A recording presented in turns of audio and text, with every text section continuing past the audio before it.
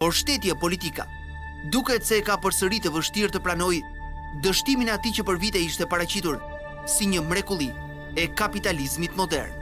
Ky fenomen që mori dimensione jashtë normales, ndryshe fare në vendet e tjera, dhe kjo është specifika shqiptare, se aty në piramendat tona qarkullonin gjithë parat. Kurse në vendet e tjera ka pas episode, ka pas gjëra spontane, pra nuk ishin përcaktuese në ekonomi. Qerë në vitin 96, ju jeni dhe të gjithë jemi dishmitar. Skemat të piramidë kishin një veprimtari as pak intensive.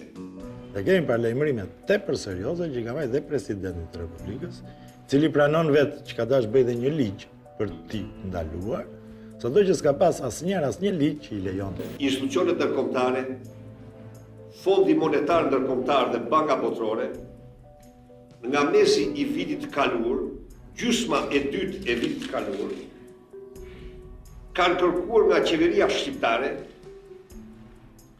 kanë paraqitur këto tre kërkesa.